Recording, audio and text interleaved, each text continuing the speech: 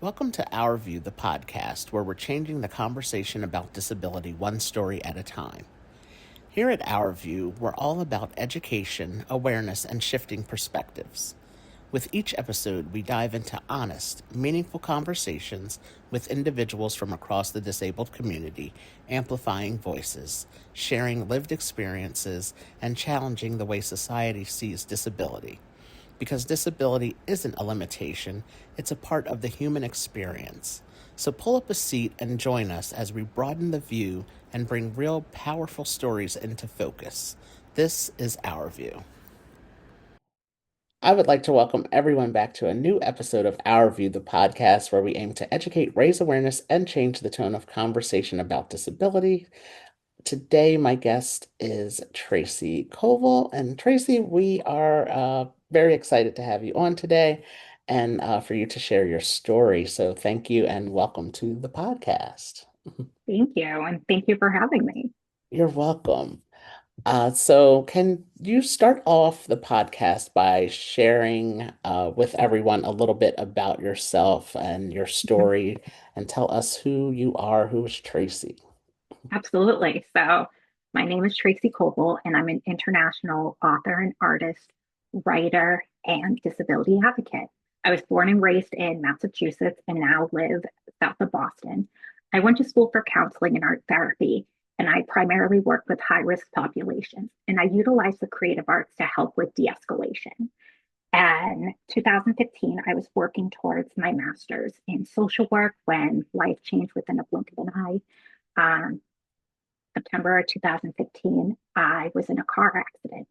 And I would learn years later that I was born with birth defects that were left untreated due to a major misdiagnosis in childhood. And because it wasn't addressed, I have a spinal cord injury and I'm a full time wheelchair user. Recently, I had neurosurgery and there was significant spinal cord damage. And because of this, I am now a C6 incomplete quadriplegic. And what that means is an incomplete spinal cord injury is when there's damage to the spinal cord. However, it's not fully severed. So there is damage to it. So it affects my dexterity, my right side, and really makes it where it's weaker and whatnot. So in 2025, I released my memoir, An Untethered Truth. And this is where I share my story and really emphasize the importance of how do you become your own best advocate with our broken healthcare system and how you have to fight for yourself because your voice matters. And I really talk about a lot of various themes, including adapting, resiliency, mental health, body image, self esteem, and the importance of finding an outlet, and that there is a way that you can turn your pain to power. So, no matter what circumstance you are going through, you can get through it. Thank you for that. As you mentioned, you are an author, and I had a chance to read your book, and that is the next part of our conversation. And it's a great book. I encourage everyone to, to read the book and turning pain into power and resiliency, and just, you know, taking what you're faced with and figuring out a way to adapt and get through it and work through it is, definitely powerful messages that I found throughout the book. So, um, as you mentioned, you did write a book called An Untethered Truth, which tells your life story and the journey of how you received your multiple diagnosis. And the title is a little bit of a play on words about one of your diagnoses and, just you telling your untethered truth for your story. So I really appreciated that. But one of your diagnoses is called tethered cord syndrome. Can you share with us your understanding of what tethered cord syndrome is and tell us how this diagnosis impacts your life? Absolutely. First of all, thank you for your kind words. I truly appreciate it. So, tethered cord syndrome is a birth defect, and that is when your spinal cord is tethered to connective tissue, which is then tethered to your tailbone. So, it restricts the movement of the spinal cord, causing it to stretch as the person grows. So, think of this as rope. You have rope that is tied to your tailbone. And usually a spinal cord dangles up and down. So imagine that rope tethered to your tailbone. So every time you grow or you try to straighten your back, there's so much resistance because the rope is so dense and sturdy. So when you sit up, the only thing you can do is hunch over because you need that slack. So it's very difficult to do that. And with tether cord syndrome, it causes progression of neurological various conditions. So that's the best way I try and explain it. And that was an excellent way of explaining it. When you were when you were just describing that, I was going, yes, that's exactly.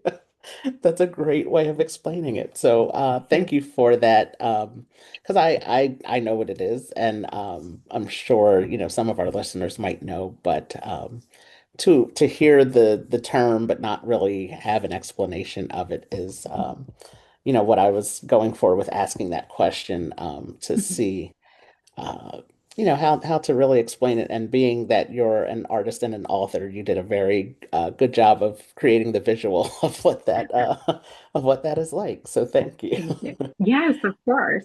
Yes. So also in reading your story, I found that you and I have something in common, and that Mhm. is we both have a spina bifida diagnosis. Yeah. Yeah, so that was, interesting to read in your story as well. And there are multiple forms of spina bifida. I was born with with mine, my parents didn't know until I was born that I had spina bifida, but now I would say for the last 20 or 25 years, maybe they are able to see spina bifida on the 3D ultrasounds, Yeah. and also to do what's called a fetal surgery to repair the hole that occurs in some spina bifida diagnosis before the baby is born. And so they do that here near where I live at Children's Hospital of Philadelphia and a few other hospitals around the world and in the United States. But with your type of spina bifida, can you talk about the type of spina bifida that you were diagnosed with, and how that also impacts your life? Absolutely. So I have a spina bifida occulta, and that's actually the mildest form of spina bifida. And what's interesting, it's actually the most common, and about 10 to 20% of people that have it. And it's known as the hidden form of spina bifida because the spinal cord does not protrude through the skin. So it's invisible to the eye. And usually people find out that they have this form of spina bifida through imaging. And there are many people that don't have symptoms, but there are a vast amount of people that do have symptoms. So, what's interesting is tether cord syndrome can go hand in hand with spina bifida. So, I think of it as peanut butter and jelly, they literally go intertwined. So, that's kind of how I see it. And with spina bifida and tether cord syndrome, that's when it causes more neurological deformities and comorbidities with that. And usually with tether cord, they sometimes can see it on imaging a lot of times they can't because it doesn't always pick up. So there's a lot of times when you think of spina bifida occulta, you don't always know until there's imaging, and the same thing with tether cord. So what's interesting is a lot of people are misdiagnosed and don't find out until adulthood, which is really fascinating about that. And what's interesting is in medical literature, it says that with spina bifida occulta, there's no symptoms, people are not affected. Mm-mm, that's inaccurate. And it's fascinating that that's how providers see that. And what I'm noticing is the younger providers, and there's some that are older that are very specialized, are now seeing that there is that correlation between the two, and there actually are um, different comorbidities with it. Yes, for sure. It's interesting that you said it's called the hidden form of spina bifida because, like you said, most a large number of people don't know they have it until, later in their teens and adulthood even. I have a Mhm, friend who was diagnosed with it in I believe in her early adult years, mhm, just because she was having issues with her back, and mhm, again, like you said, through imaging and through testing. they found it. And so Yeah. it was, and I had known her for years, and she ends up texting me or calling me one day and saying, like, hey, guess what? Mhm. We Yeah. have something in common that we never knew we Yeah. had. And Right. it's like, oh wow. Yeah. So that's so it's really interesting how again, different forms of spina bifida and how they impact people differently. So Mhm. it's for me it limits my mobility, and I use the Mhm. leg braces and crutches and a wheelchair to get around on on long distances and things like that. I use my Mhm. wheelchair. Yeah. So it's I found it interesting that you talked about it in your book, and so I wanted to bring that up during this conversation. So thank Yeah. you for sharing that. Of Um, course. yeah, so this next question, it caught me throughout your book. I majored in psychology, and Mhm. so this part really spoke to me, and I noticed the theme throughout your book, where in multiple parts of your book, you wrote about what you referred to as your soul speaking to you. And oftentimes, this message from your soul seemed to provide you with a lot of hope for what you were going Mhm. through, and pushing you through and letting you know that like you can do this and keep going, which is great. And I think we all have that internal type of dialogue Mhm. that speaks to us somehow throughout our days. So I wanted to ask, how important to you is this inner dialogue, and Mhm. how does this inner dialogue between you and your soul help you get through some of your challenges in life?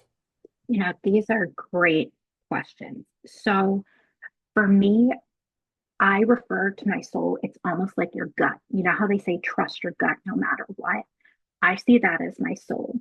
And for me, this is critical. It helps me for when I'm doubting myself or, I feel like I'm not good enough, with the trauma that I've encountered. And I can only imagine so many other people with and without disabilities encountering this, mental health and trauma that sometimes they don't want to keep going. Sometimes that depression can take over. And, there's been many times I've wanted to throw in the towel. And my soul is like, yep, nope, you are going to keep going. Like you are unstoppable. And the times that, my soul is telling me something, but I'm like doubting it, that inner critic is saying, no, no, no, no, no, listen, like trust me, no matter what. And, my soul is there as my cheerleader. When my memoir was published, it was, that inner, soul of being like, yes, you did it, like you did something huge. And then it's also there during the moments that are so hard where I'm extremely vulnerable. And it's reminding me, you're stronger than you think. And when I'm fighting, our broken healthcare system, it reminds me nonstop, you are your own best advocate, and that, your circumstance does not stop you from living your life. And it gives me that guidance and reminds me, keep going. And it's my cheerleader. And it reminds me that there's so much more to life and that I'm more than my disability. And it will remind me to get out of my head and lean on my strengths. So it remind me, utilize the creative arts. You know, it reminds me that's what I was brought into this world to do, and really use your voice. And, it just says to me, you are your own best advocate, and during those really dark times, it's just there saying you're not alone, you're heard. And that is something that is so critical, with all the hospitalizations, the trauma, feeling devastated for everything that I lost. It's just that reminder of that wasn't the right path. And my soul was right when it came to that. So for me, it is so, so important. And that's what I lean on the most. So that's how I would describe it. Yes, yes, and like you said, we all have that, that gut feeling, whatever we call it, Mhm. that helps us through our toughest times. And Yeah. and I love that you mentioned and this is if you have a disability or not. Yeah. We all experience challenges and tough Hmm. times, and we Absolutely. all need that, when we're, at night or wherever we are where we find ourselves alone, we always have those conversations with Yeah. ourselves and, that inner inner voice of ours that helps Hmm. us through and Hmm. speaks to us and tells us, keep going. And Yeah. like you said, whatever you're experiencing, the loss of your mobility or whatever it might Yeah. be, that it will get better to keep going. And Yeah. it pushes you through. Like you said, it motivated you to get through publishing your book. And uh, yeah, I just really noticed that through, different parts of your book. And I was like, wow, like that's really, I'm glad you included that.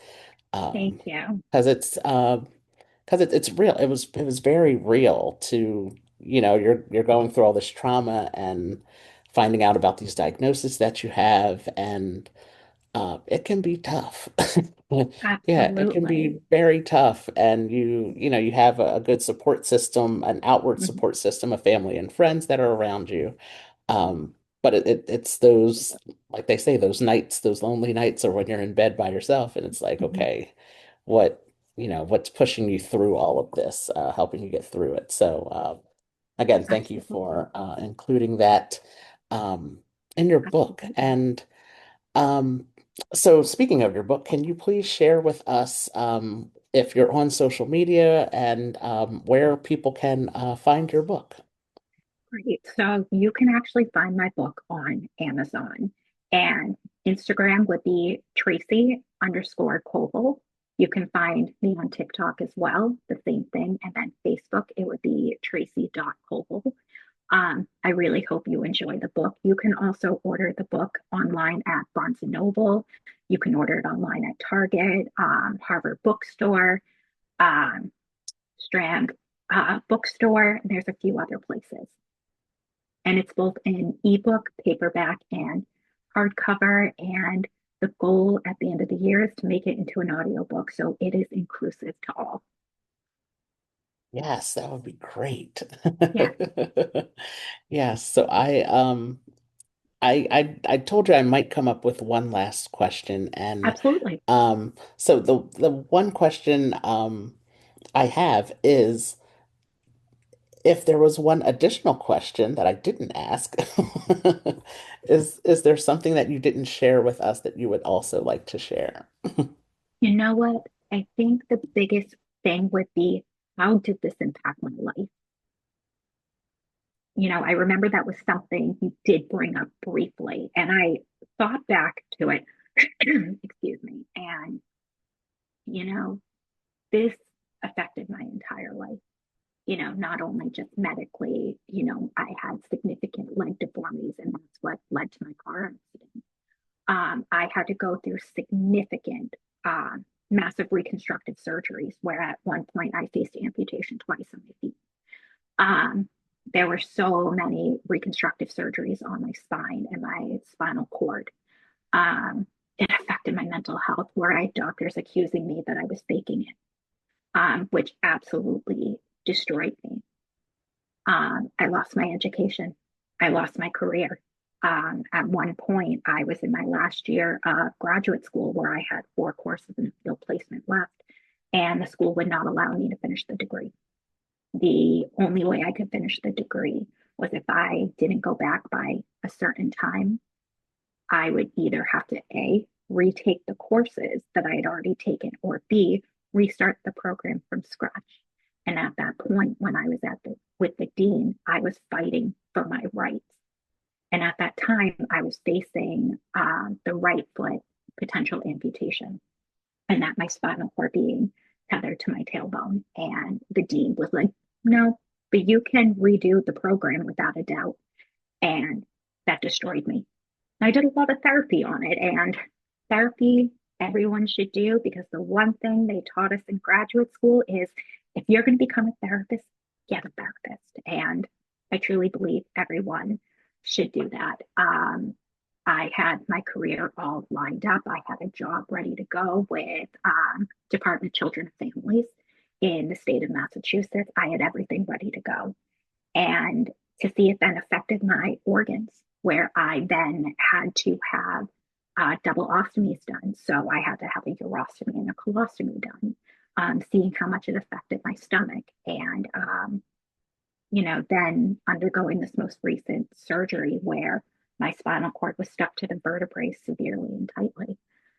That was very difficult. And to recover and having to adapt where my dominant arm, where I'm a fine artist and a writer, I have to use my arm differently when it comes to brushstrokes and going to art school. That is something that is just very difficult. And when I wrote my memoir, I did it all in journals and I'd be in the hospital or various places. So that left me devastated. Out of all the surgeries, that's the one that destroyed me the most. And, I had to learn how to pick myself back up and just say, okay, this is not the end of the world. You're going to adapt. It doesn't define you.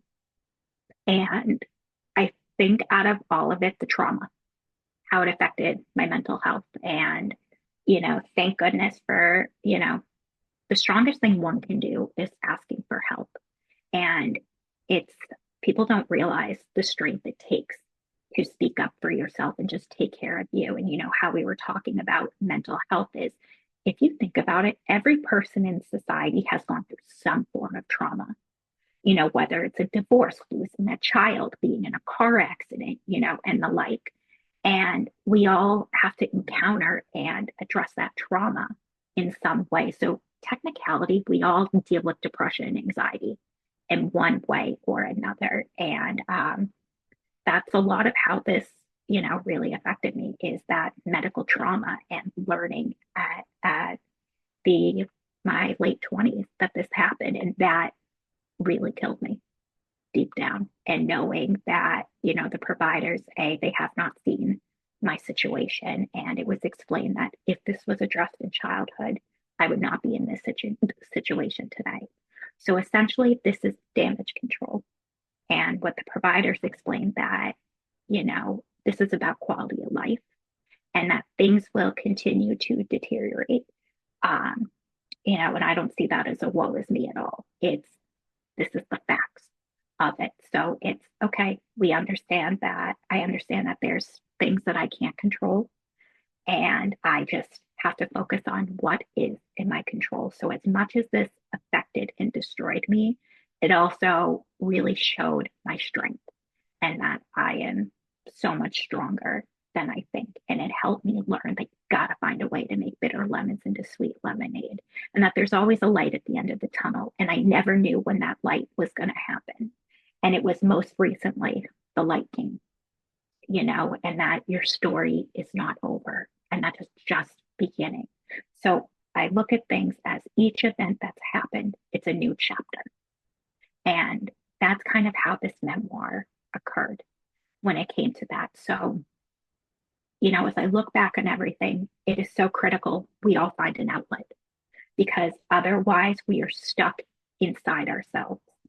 And so for me, it's the creative arts. That's what saved my life when it comes to that.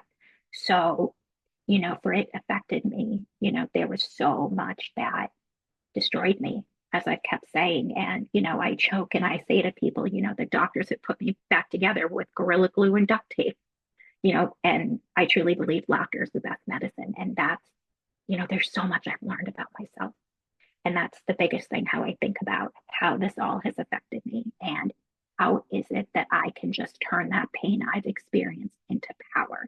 Because there is always a way that whatever you're going through, you can make the best out of it, and we all go through something, whether it's health, mental health, environmental, so much. And we just have to find a way to rise above because there's so many things that are out of our control. Those traumas are out of our control. But what's in our control is how do we handle it and how do we move forward and not allow that, trauma make your or be your identity. So I think that's everything in a nutshell that I would say for how, this has all affected me in my life. Thank you for sharing that. Great. It's such a great message to share with everyone. because again, like you said, everybody experiences some type of challenge or trauma, whether it's a disability or not. But we always have to try to find that light at the end of the tunnel, which, it's there, it's far away sometimes, but Yeah, it's there. And just to keep pushing through the best that you can, and working through everything that you're facing. So thank you for that great message. And thank you for your time today, for sharing your story on the podcast and in your book. And I yeah, encourage everyone to definitely read the book and in all of its forms. And looking forward to that audiobook version, hopefully later this year. That would be great. yeah, And absolutely. yeah, so thank you again for your time, Tracy, and we will be in touch.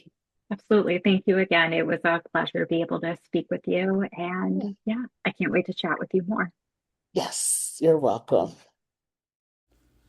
Thank you for joining us for this episode of Our View, the podcast, where we amplify the voices and stories of those in the disabled community, one conversation at a time.